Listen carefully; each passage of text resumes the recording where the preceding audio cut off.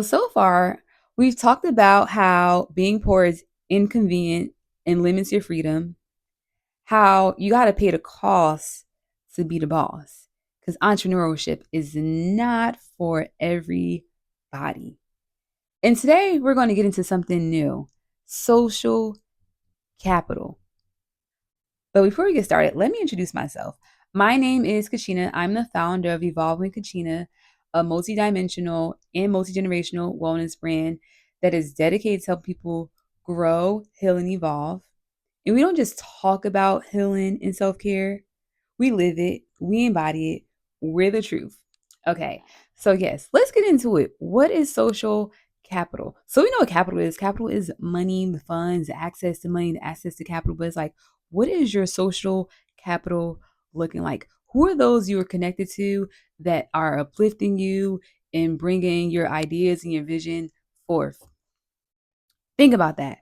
Who in your life right now, as you're on your journey as entrepreneurship, who are those people you can share ideas with? You'll know they'll take your ideas and share it with somebody else and uplift your name in rooms that you're not even in. If you can't name at least 5 people who can do that, you need to reevaluate your social capital. You need to reevaluate who you're around and what you're doing. When I first started off as an entrepreneur, first of all, I didn't know what the hell I was doing. Let me just be very clear. I did not know what I was doing. I embarked on this journey in the fall of 2022. It actually became a thing because of my social capital. So I had this job one summer where I was a social justice coordinator for this organization. And I did that for about like 4 or 6 weeks. It wasn't a very long time. I love the job. It actually gave me this New York fix. I always wanted to have like a big girl job in a city, and it gave me that fix because that was enough for me. I can't see myself doing that for a very long time as a New Jerseyan going into the city every day. But for what it's worth, it was worth it.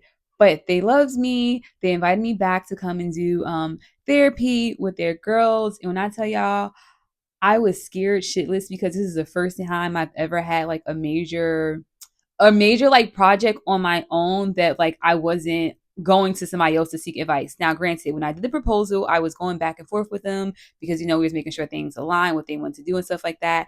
But because of my connections with them and the great time and the great experience I have with those kids, I was able to get like a contract with them for the school year, which is really cool. But that's just like one example of like how your social network can work for you, and not just for jobs. You can talk about daycares, about things for your family, for your partner. Like networking is networking. It don't always have to be linked to some sort of like financial bliss, if you will.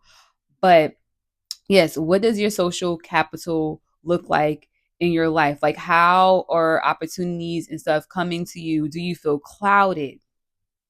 Do you feel like no opportunities are coming to you? Do you feel like you can't find those collaborators or collaboration that you want?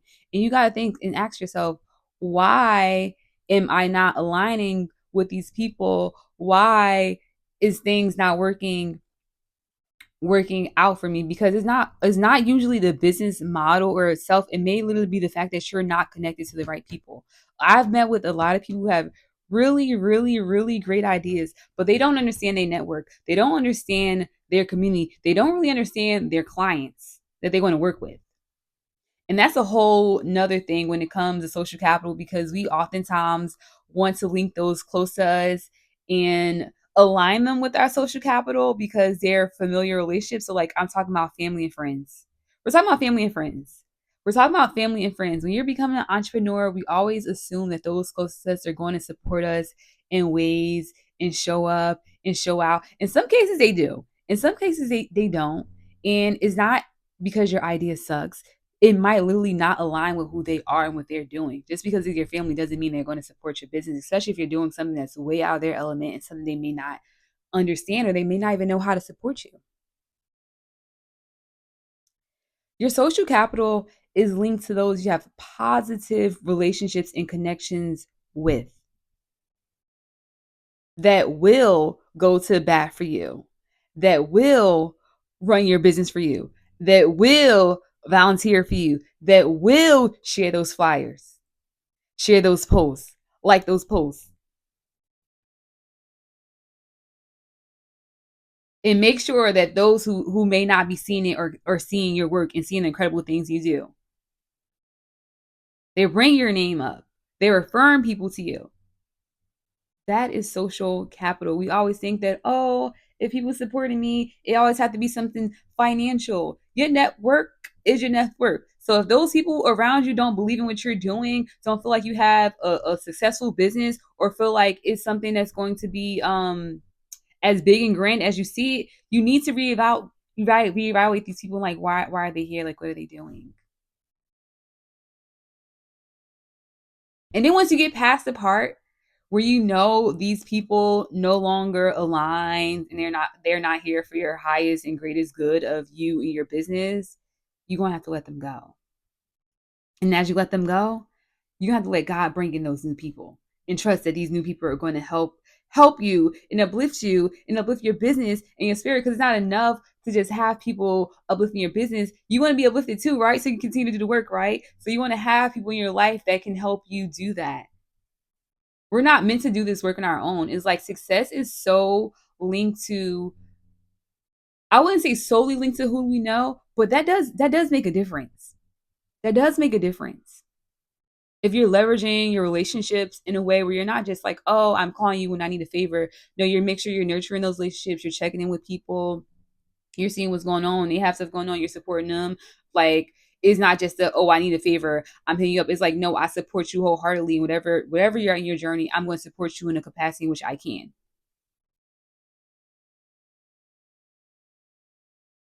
And that's real. That's real.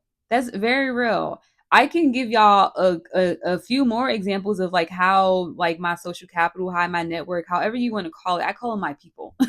How my people have showed up for me. I have this one friend who, like, whenever I need to like talk out a business idea, or like if something comes up and I'm just like, I really want to try something new, I really want to venture into something different, I would call this friend and they'll let me talk their ears off.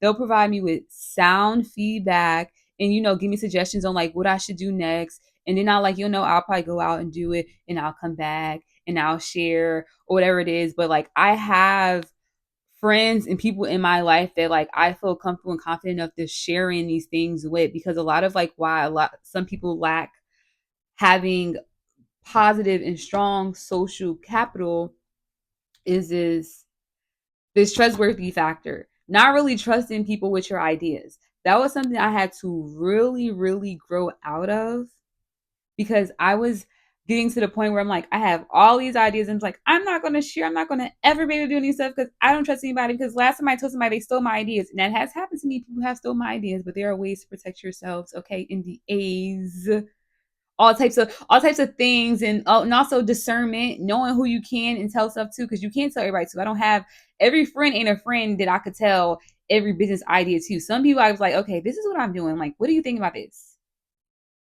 Might get a little, razzle dazzle, whatever. Might little sprinkle, not the whole platter, but I will give them a little some, so they can give me something to to work with, because you do have to have your friends who are going to be honest with you. Like, look, bro, that's just that idea sucks.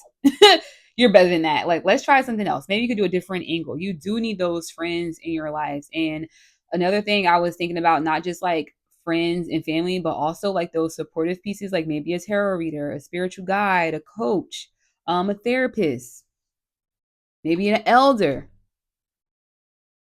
Okay, grandmother, grandfather, like somebody older, somebody who's been through this, somebody a little bit wiser. Is like, it's okay to start expanding your network beyond your current reach.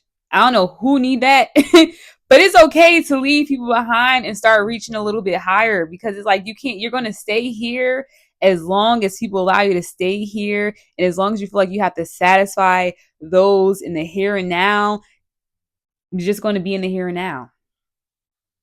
As you elevate, as you evolve, as you expand, so will your network, so will your people, so will that capital.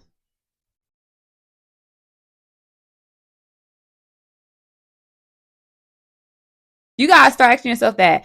Are these people aligned with my highest good? Is my current business idea aligned with my highest good? Because sometimes we be doing businesses, it's like, why am I doing this?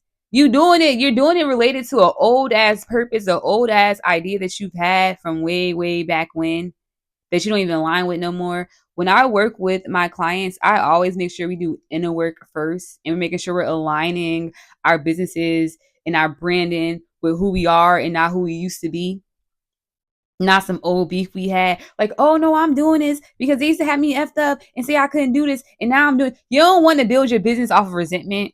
Like I'm saying, I love to let people know, like, look, I'm that girl. I'm not who I used to be. Da da da da. But it's like it ain't even about them. It's about a higher purpose. Because they gonna see you regardless. Okay, they gonna see you regardless. But it's not even about them. It's about the fact that you have ideas and businesses and things to build for your legacy. So it's like don't get so caught up on like the small, like those who are not. Let's do like this. Let's not get caught up on those who are not supporting us, and let's align with those who are supporting us.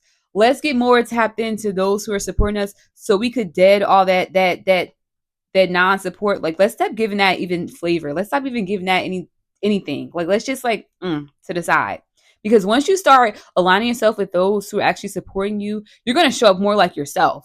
You're going to show up more fully in your purpose and in the things that you're doing. You're going to be a more confident entrepreneur when you're around those who really see your vision and see you for you. But if you're out here trying to prove yourself to somebody or somebody's or something or old job or old fling who ain't even thinking about your ass, don't give a fuck about what they did to your ass,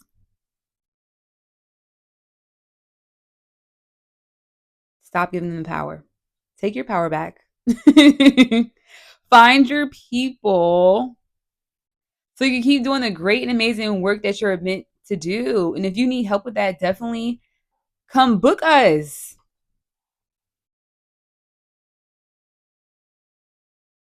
There are so many people not living in their purpose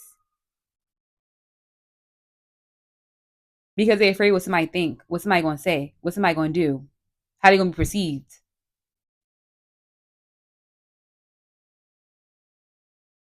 If God chose you, why are you worrying about anybody else trying to choose you?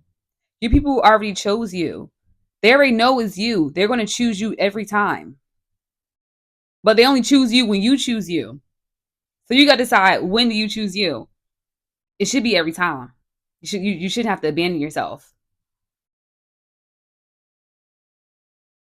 But that's why y'all be broke. Y'all be broke because y'all choosing the wrong people. Y'all aligning with broke-minded people. Y'all aligning with people who don't really believe in y'all, but like may want to stick around because they know you got the juice. They trying to take the sauce from you. They trying to figure out what the recipe is. They really don't want to see you win, but they want to take notes at the same time. You need to be around people who want to see you win all the time, even if it's not them. They want to still support you. They're not in competition with you. They rather collaborate than compete. Collaboration over competition, because y'all rather come together and elevate than compete. Hello?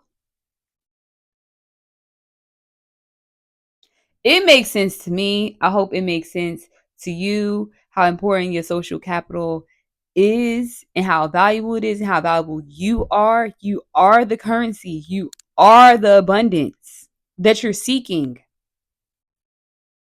The moment you start tiptoeing backwards into that lack mindset, into that poor mindset, to that poverty mindset, you stop seeing yourself for who you truly are. And we don't got time for that, Bookie. It's time to wake it up. It's time to wake it up. This is your sign to evaluate your social capital, see who your people are, and realign with your highest good. That's all I have for today, y'all. Until later, peace.